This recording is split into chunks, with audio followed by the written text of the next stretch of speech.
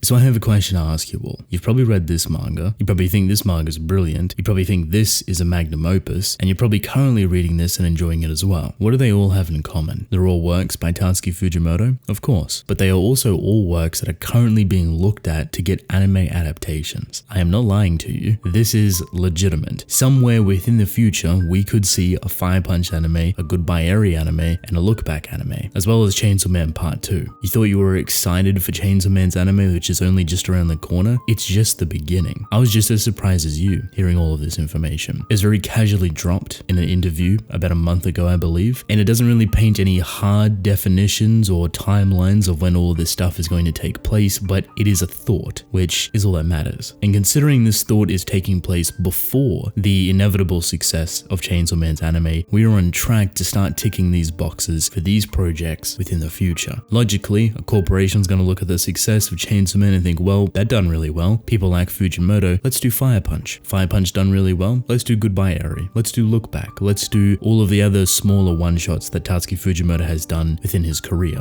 All of this is coming from just a singular thought, and it's a very powerful one as well. It's not just a animator, it's not just a director, it is a CEO of MAPPA. If you could ever have a thought that steamrolls into a full line of production for anime in the future, it's definitely a CEO with that power. So let's pull this apart a little bit more, talk about the interview, talk about some of the stories getting animated, and the future of Tatsuki Fujimoto's works in general, right? So to understand this discussion a little better, you need to know who the MAPPA CEO is. This is Manabu Otsuka. He has a very massive track list of incredible productions under his belt, not only at just MAPPA, but also other companies throughout his career. He's done a lot of work. He is the person that is currently in charge of Chainsaw Man's anime. He is a very big fan of Fujimoto. So much so that Chainsaw Man's anime was greenlit, I should say, or at least thought about, just after Otsuka read the first volume of Chainsaw Man. Quite impressive. Obviously, he's very passionate about it. Within an interview, MAPPA CEO Otsuka mentioned that he really wanted to develop Fujimoto's Fire Punch into an anime, alongside his other works into adaptations. And this is after the studio finishes Chainsaw Man. This is him directly saying this. He's not being sly about it. He's not trying to paint a bigger riddle, but he genuinely wants to turn all of Fujimoto's works into some sort of anime adaptation. Now, these could consist of full cores, 2 cores for Fire Punch, etc., but also movies for Goodbye Eri and Look Back. Maybe even a couple of other short stories there that could fit into it. But he also says that he wants to continue Chainsaw Man's anime into part 2. So everything that we're reading now and currently absolutely enjoying in the future will most likely get an anime. It's a long way out, but still nonetheless very exciting. Here's a direct quote from his interview. Otsuka was asked about his desire to develop other properties created by Fujimoto. He has already expressed a want to develop the currently running Chainsaw Man Part 2 at some point. Otsuka was asked about adapting Fujimoto's one-shots such as Goodbye Eri and Look Back. He replied that he has read all of Fujimoto's work and would love to make movies out of it. Not movies, plural. While nothing concrete or definitive in place, this is sure to give a lot of fans hope for future Fujimoto series. He also wanted to add on to this, which will lead me on to my next discussion when it comes to the stories themselves, about the style they took for Chainsaw Man's anime. As we know, it's a little bit different than what we were expecting, and there's kind of a reason for this, at least in Otsuka's eyes. Reining back the surreal pop art aesthetic to a more muted, realistic style. As you can see in the trailer, Chainsaw Man director Ryu Nakayama and his team are really committed to a realistic style, whether it's character interactions, sounds, to make it feel like a real life. In this context, expressing these colors would stand out a lot, so we work in the production context to create these scenes. This might sound like some word soup, so let me clarify for you. Obviously, from what we've seen, Chainsaw Man has gone a more realistic, dark, and moody aesthetic, right? And a lot of people were kind of disappointed about this. I was very curious on what they would do with the colors of Chainsaw Man, the very vibrant, colorful pop art aesthetic that beautifully attaches to the manga. If you've read the full color version of Chainsaw Man's manga, you'll know exactly what I'm talking about. It would seem that they didn't want to do this because it would be very distracting to have it constantly there 24/7, but they understand that they want to actually produce this within the context of the scene. So I think this is a really intelligent way to go about it. If I'm reading this correctly and the context for Otsuka's conversation is here, he still wants to do those pop art, super colorful scenes just within specific moments of a battle or a conversation or this or that. Naturally, I think this fits perfectly with Fujimoto's style and authenticity. While it's not a direct one-to-one comparison of them trying to recreate his identity, it's almost like they've sculpted a different version but still within his his image, just reutilizing and repurposing his identity within different departments. So it still continues to embody that same chaoticness that we all love. The more I think about this, the more I like the idea of it, the more creative they can get within sections and moments, and honestly stuff that you would never see coming. So this puts a pin on the information, the interview, as well as Chainsaw Man next month. What about his other stuff? Fire Punch, Goodbye Area, Look Back, etc., right? Let's talk about Fire Punch first. Have you read this manga? Probably. If you haven't, I highly recommend you do. It's a very interesting read. It is Fujimoto's first full serialized work. It's about 70 odd chapters, I believe. It's not all too long, but it's very unique. So much so that it's very hit or miss. A lot of you may love it, enjoy it, but also a lot of you may not like it, may not understand it, think it's a bit weird or too much all over the place or just odd. There's definitely arguments to be had on both sides. And for me, personally, a diamond in the rough. It's got potential. It's got Fujimoto's very early identity, his style. It's so specific, but you can tell it's kind of weighed down by a bit of inexperience, a bit of soul searching, a bit of finding of one's identity. So he was still crafting himself within this time. It's his first work, understandably nervous, trying to do new things, and I believe he was judged quite heavily for it, how his artwork looked, but also the type of story that he was telling, mixing simple characters on the surface but still very nuanced and emotional with over-the-top chaotic nonsense. Thinking about this as an anime, I think would be brilliant. I assume is going to be the first story that they work on to actually adapt. There was also some quote-unquote leaks a year or two back that this was being greenlit and in the works. I'm not too sure how legitimate those leaks were. Now, however, with this new information, it all kind of comes full circle. Fire Punch is most likely going to be next. I see them taking the realistic, moody approach as well. I honestly think it would work better in Fire Punch, just considering the world and how melancholic it does feel. It's a disgusting world that's completely frozen over and your main character is constantly on fire. To me, that sounds extremely difficult to animate constantly, but talented people will do talented things. And with how passionate they seem with wanting to do Fujimoto's stories, I'm sure they would do it justice. I am curious on what you'd want to see from a Fire Punch anime. Seemingly it is there, it is in the works to some extent. How would you want it to feel, sound, look? Do you want it to be within a singular season or maybe a 2-core season, which is about 24 episodes? There is definitely a lot of ways you could go about it, so let me know.